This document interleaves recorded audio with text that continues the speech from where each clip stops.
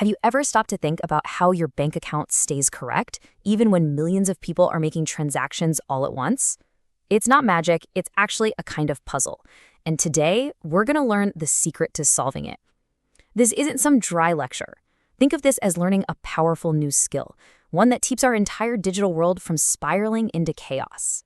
So picture this. You and a friend share a bank account. You both go to deposit money at the exact same nanosecond. What happens?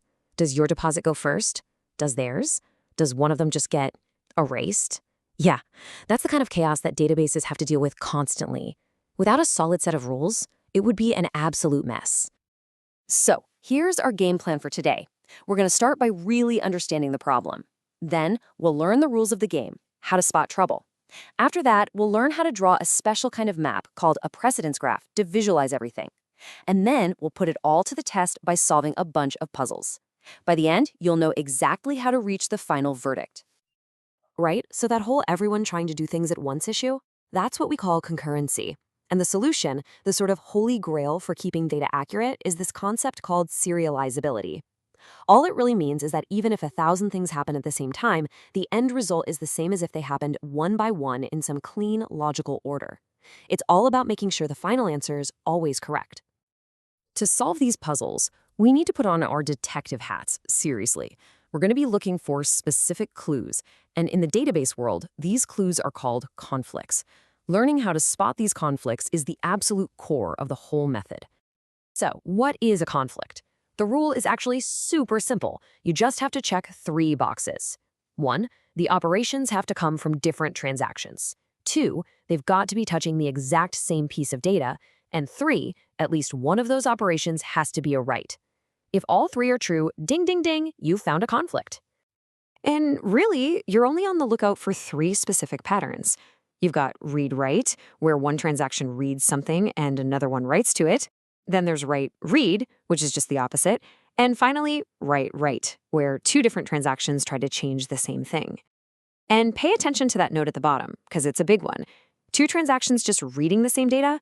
Totally fine. That is never, ever a conflict. Okay, so we know how to find conflicts. Now what? What do we actually do with these clues?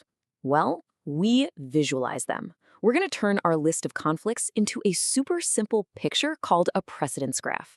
And this little picture, this map, is going to give us the right answer every single time. It's our secret weapon. Our method is a simple, repeatable, 3-step process. It works every time. First, you just scan the schedule and find every single conflict. Second, for each conflict you find, let's say between transaction 1 and transaction 2, you draw an arrow from the one that came first to the one that came second. And finally, step 3, you just look at the picture you drew and check for one simple thing: cycles. All right, enough talk. Let's actually do this. Here's our first puzzle. We've got 2 transactions, T1 and T2, doing a couple of things with data X and Y. Let's start the hunt, shall we? Okay, let's go step by step. At time T1, T1 reads X. Then at T2, T2 writes to X. Are they different transactions? Yep. Same data item? Yep. X. Is one a write? For sure. That's a read-write conflict. So we draw an arrow from T1 to T2. Next, at T3, T1 writes to Y, and at T4, T2 reads Y. That's a write-read conflict, so that also tells us to draw an arrow from T1 to T2. We already have that one, so our graph is just a single arrow, T1 pointing to T2.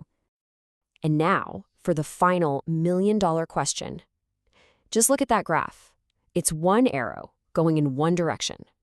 Is there any way to start at T1, follow the arrows, and somehow end up back at T1? What do you think?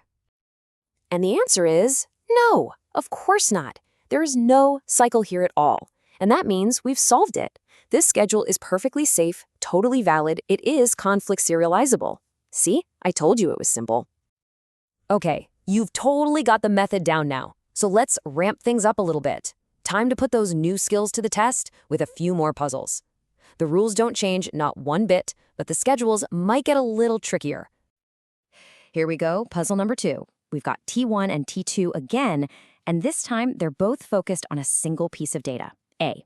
Let's run it through our 3-step method. Find the conflicts, draw the arrows. All right, let's break this down. T1 reads A at time T1. T2 writes to A later at T3. That's a conflict. So we get an arrow from T1 pointing to T2. But wait a minute, look closer. T2 reads A at T2, and then T1 writes to A at T4. That's another conflict, and this one gives us an arrow going the other way, from T2 back to T1. Aha! There it is. That's the smoking gun right there. We have an arrow going from T1 to T2 and another one coming right back. That, my friends, is a cycle. And because we found that cycle, this schedule is not conflict serializable. This is a problem. A database would have to step in and prevent this from happening. Now, let's take a quick look at puzzles 3 and 4 together. These are a little more involved, and you can see they create more arrows on our graph.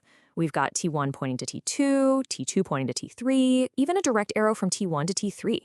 It looks complicated, but if you trace the paths, can you ever get back to where you started? Nope. All the arrows flow in one general direction. No cycles means they're both perfectly serializable. Good to go. All right, deep breaths. Time for the final boss. Puzzle number 5. This one looks tricky. We've got 3 transactions now and a more complex sequence of reads and writes. This is the ultimate test of our 3-step method. Let's see what we can find. Okay, let's untangle this. Scanning through, we find a conflict on data item A between T1 and T2. That gives us our first edge. T1 points to T2. Then we spot a conflict between T2 and T3. So that gives us an edge from T2 to T3. But then, here's the kicker. We find a conflict between T3 and T1 on data item B. This creates an edge that goes from T3 all the way back to T1. And that completes the loop. It's a beautiful and deadly 3-way cycle.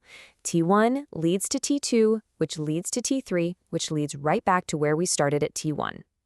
A cycle is a cycle, no matter how big it is. This schedule is definitely not serializable. Puzzle solved. So we've broken down the problem, we've learned the rules of the game, and we've solved every puzzle thrown at us. Now let's boil everything we've learned down to one single incredibly powerful takeaway, the one rule you need to remember. I mean, just look at the scoreboard. It couldn't be any clearer. Every single time we did not find a cycle, the answer was yes, it's serializable. And every single time we did find a cycle, the answer was a hard no. The pattern is undeniable. It's a perfect 1-to-1 match. So here it is, the one thing you need to burn into your memory. If the precedence graph has no cycles, the schedule is conflict serializable. If it has even one tiny cycle, it is not. That's it. That is the whole secret. So now you have this amazing new skill. You can look at any schedule of operations and diagnose if it's safe or if it's a problem. But that brings up an even bigger question, doesn't it? How do real databases stop these bad cycles from ever even forming? Well, that's a whole other puzzle, one that involves things like locking. But for now, you've mastered the first and most critical step. You know how to spot the problem.